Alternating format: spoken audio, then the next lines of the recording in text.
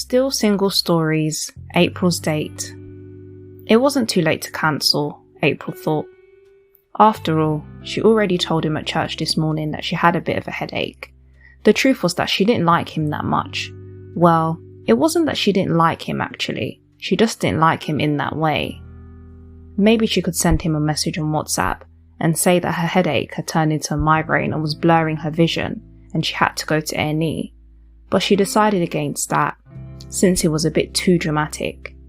She only agreed to the date because she felt sorry for him. They talked a few times on WhatsApp because she was considering joining the prayer team, and when he asked her out, she was taken aback and didn't really know how to say no. A guy like him asking a girl like her out must have taken a lot of courage. In the end, she said yes, thinking what's the harm? April's main reservation was the fact that he wasn't her type. He was a bit too nerdy and didn't dress very well. She didn't think of herself as a fashionista by any means, but at least she knew how to throw a decent outfit together. The same couldn't be said for him.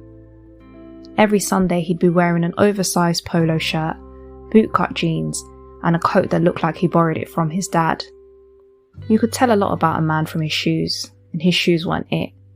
She couldn't understand why he tied his trainers so tightly, as if he wanted to suffocate his feet. And would it kill him to buy Nike or Adidas trainers? What the heck, even ASOS have a couple of decent non-branded trainers nowadays. Quite frankly, she could forgive him for these things, but could not forgive him for how dirty and scruffy his trainers were. He was soft-spoken and reserved, and April struggled to see what he saw in her, for they were worlds apart in every sense. He grew up in Oxford, she grew up in Peckham. He studied mathematics at Cambridge, and she studied media at Goldsmith. He was an accountant, and she was a TV producer. It was not as if one person was better than the other. It's just that both people are different. How would such difference ever find unity? April was an extrovert. She was a fiery, feisty kind of girl who loved taking risks and lived on the wild side of life before becoming a Christian.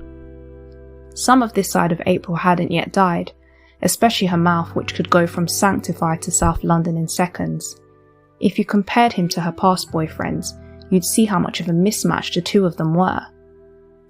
It was time for her to change her type anyway, because where did these men get her?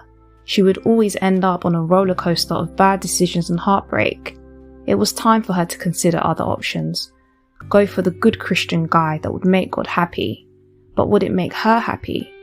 Isn't that what you call settling? She was new to faith but had often heard a few believers throwing around the term God's best. Was he God's best for her? She couldn't deny that he was undoubtedly a nice guy, but the more she thought about the date, the more her stomach began to turn, the more her heart began to race, and all her reasons for agreeing to the date didn't seem to hold weight. It didn't seem to push her into a place of ease with the choice she had made. Get it together, she told herself. Stop making a big deal out of it. Just go on the date and let him down gently. April got out of bed, checked her phone. It was 4 p.m. She'd been asleep for 2 hours. She always enjoyed her afternoon naps. She loved her laid-back Sundays, just relaxing at home, which eased her into Monday morning. She questioned why she agreed to go out for the evening on a Sunday night. It was dangerous territory, since she'd be absolutely shattered on Monday. She was the type of person that felt like it was best to get ready early. The date was 7 p.m, so she grabbed her makeup bag and started with her eyebrows. 45 minutes later, she was done.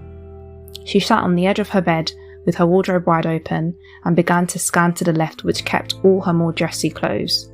She kept her outfit casual: black leather high-waisted trousers, a ribbed black top, paired with black patent-heeled boots.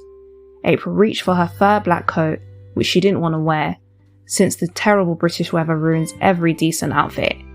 She took one more look at herself in the mirror and hesitated before she stepped out the door, because the thought remained in her mind, it's not too late to cancel.